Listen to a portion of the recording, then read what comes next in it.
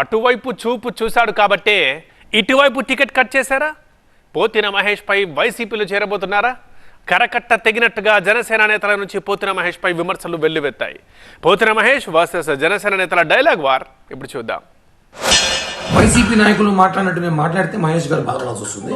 ఒకటే చెప్తున్నా, పవన్ కళ్యాణ్ గారిని వ్యక్తిగతంగా ఎవరు విమర్శించినా, పవన్ కళ్యాణ్ జనసేన పార్టీ ఎవరు మాట్లాడినా ఈ రాష్ట్రంలో మొట్టమొదట రోడ్డుకి ఎక్కుతా ఎంతవరకైనా పోరాడతాం.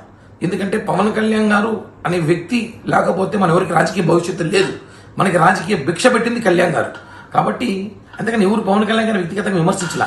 ఈ స్క్రిప్ట్ ఎక్కడి నుంచి వచ్చింది, ఆధారాలు ఉన్నాయి, రేపు ఏదో చేస్తా అంటే మన దగ్గర అన్నీ ఉంటాయి, మేము కూడా మాట్లాడగలుగుతాం. కిరణ్ రాయలకి ఒక్కటే మాట చెప్తున్నా అన్నా. కిరణ్ రాయల్ అన్న, మొన్న రాత్రి కదా నాకు ఫోన్ చేసావు నువ్వు. అప్పుడు ఎటువంటి పరిస్థితుల్లో ఉన్నావో తెలుసు కదా. ఇంతవరకు తిరుపతి అసెంబ్లీ అభ్యర్థి జనసేన అభ్యర్థి ఆరని శ్రీనివాసరావు దగ్గర నీ ఫోటో ఒక్కటో ఉంటే బయట పెట్టు, అప్పుడు మాట్లాడదు కానీ నువ్వేం మాట్లాడో నాకు తెలుసు కదా. నీ అసంతృప్తి ఏంటో నాకు తెలుసు కదా. అరే లోపల ఒకటి బయట ఒకటి మాట్లాడమాక, నాలా నిజాయితీగా ఉండే ప్రయత్నం చేయి. ఈరోజు నువ్వు ప్యాకేజీల కోసమో జనసేన పార్టీని నువ్వు ఒక బురద వేయాలనుకుంటే ఈరోజు రాష్ట్ర ప్రజలందరూ చూస్తున్నారు. పశ్చిమ నియోజకవర్గంలో ప్రతి సామాన్యుడు కూడా చూస్తూ ఉన్నాడు. నిన్నటి వరకు అమ్మా నాన్న అన్న పార్టీని వాళ్ళ గొంతు కోయాలి, పార్టీని సర్వనాశనం చేయాలని ప్యాకేజ్ కోసం నువ్వు వైసీపీ స్క్రిప్ట్ పంపిస్తే చదువుతూ ఉన్నావంటే నీ దుర్మార్గమైన ఆలోచనని ఈ రాష్ట్ర ప్రజలు, ఈ నగర ప్రజలు చూస్తూ ఉన్నారు. ఎవరికైనా సరే దమ్ము ఉంటే నేను మాట్లాడిన మాటల్లో ఎక్కడైనా ఒక తప్పు ఉంటే ఫలానాది కరెక్ట్ అని చెప్పి వాళ్ళందరినీ మాట్లాడమని చెప్పండి. అంతేగాని నా మీద ఏదో లేనిపోయిన మాటలు మాట్లాడి, ఏదో పిచ్చి పిచ్చి మాటలు మాట్లాడి బురద జల్లే ప్రయత్నం చేసేటువంటి మాటలు మాట్లాడి, నిజంగా ఎవరితో అయినా సరే నేను బహిరంగ చర్చకు సిద్ధం. ఎవరైనా సరే దమ్ముంటే నేను మాట్లాడినట్టు ప్రతి వాస్తవానికి సమాధానం చెప్పమనండి. కృష్ణా గుంటూరు జిల్లాలో ఎవరికైనా కాపులకు సీట్ ఇచ్చారా చెప్పమని. నువ్వు జనసేన పార్టీలో వచ్చినప్పుడు నీకు అప్పులు ఎంత ఉన్నాయి, ఇప్పుడు నీ అప్పులు ఎంత ఉన్నాయి ఒకసారి వివరించాలి. ఎందుకంటే పబ్లిక్గా మీడియా ముఖంగా మాట్లాడదాం. నువ్వు ఎవరెవరికి ఎంత బాకీలు ఉన్నావో, నువ్వు ఎక్కడెక్కడి నుంచి నువ్వు సందాల రూపంలో తీసుకొచ్చావో, 2019లో మీ దత్త తండ్రి అయినటువంటి కేసీఆర్ నాని దగ్గర నువ్వు ఎంత డబ్బులు తీసుకున్నావో అమ్మవారి సాక్షిగా చెప్పాలి. ఎందుకంటే నువ్వు మాట్లాడితే అమ్మవారు అమ్మవారు అంటున్నావు కాబట్టి అమ్మవారి గుడి నుంచి నువ్వు ప్రెస్ మీట్లు పెడితే నీకు డబ్బులు ప్యాకేజీ ఎంత వచ్చిందో అమ్మవారి సాక్షిగా చెప్పాలి. ఇలాంటి కేసీఆర్ నాని నాయకత్వంలో నువ్వు పనిచేస్తూ నువ్వు కోవట్టుగా మన పార్టీలో ఉంటూ ఈరోజు పవన్ కళ్యాణ్ గారిని, నాదండ్ల మనోహర్ గారిని, కాపుల గురించి నువ్వు మాట్లాడితే హక్కు నీకు ఎవరిచ్చారని పోతున్న మహేష్ గారిని మేము అడుగుతాం. కిరాయికి అలవాటు పడిపోయిన వాళ్ళు, కూలీలకు అలవాటు పడిపోయిన వాళ్ళు ఏ జెండానో మోసి ఇష్టం వచ్చినట్టు మాట్లాడతారు వాళ్ళందరూ కూడా. ఇప్పుడు వీళ్ళందరూ ఎక్కడ ఉన్నారు?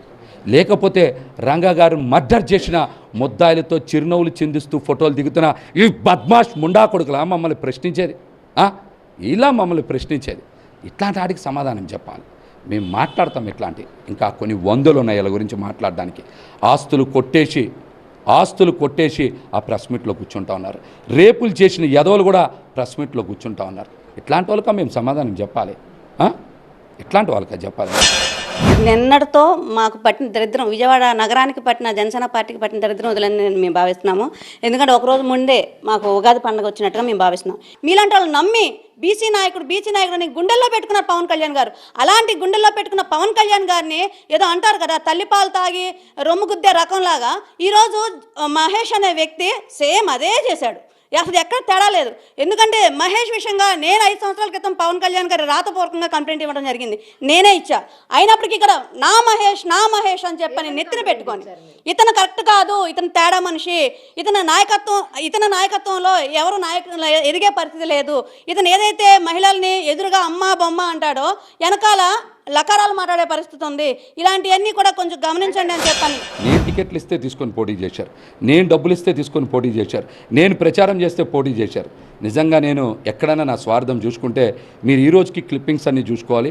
ప్రచార రథం మీదేమో అభ్యర్థులను పెట్టి ఆ నేల మీదేమో నేను నడిచా. అలా నిస్వార్థంగా వాళ్ళ గెలుపు కోసం నిలబడ్డా. నాయకత్వాన్ని ప్రోత్సహించి అంతకుముందు ఎక్కడైనా రాజకీయాల్లో ఉన్నారా? ఏ కార్యకర్త అయినా, ఏ వీర మహిళ అయినా నీ పట్ల ఏం మాట్లాడుకున్నారో నీకు తెలుసా? నువ్వు ఎంత పార్టీని ఇబ్బంది పెట్టావు, పార్టీ క్యాడర్ని ఇబ్బంది పెట్టావు, మేము అన్నీ కూడా వివరిస్తాం. నువ్వు ఇప్పటికైనా నీకు నచ్చిన పార్టీలో ఉండు. నువ్వు బాగుండాలని మేము కోరుకుంటా ఉన్నాం. అంతేగాని పార్టీని ఇబ్బంది పెట్టాలన్నా, పార్టీని రోడ్డుకి ఈడవాలన్న ఆలోచనని, నీ దుర్మార్గాన్ని మేము అడ్డుకుంటాం. ఎందుకంటే ఎవరికి ఎంత బలం ఉందో, నీ వెనక ఎంతమంది ఉన్నా మేము ఎదుర్కోవటానికి జన సైనికులకు తరపున మేము ఎప్పుడు కూడా సిద్ధంగా ఉంటాం. నాయకుడు అంటే నమ్మకం ఇచ్చేవాడు ఉండాలి. ఒక మాట ఇస్తే ఆ మాట మీద నిలబడేటువంటి నాయకుడు ఉండాలి. అంతేగాని 10 మంది కలిసి వచ్చి ఒకరి మీద దాడి చేస్తాం కాదు. సింహం సింగిల్ అంటా ఉన్నారు కదా, అట్లాంటి నాయకత్వం పటిమ ఉండాలి. అట్లాంటి నాయకుల దగ్గరికే మా పయనం ఉంటుంది.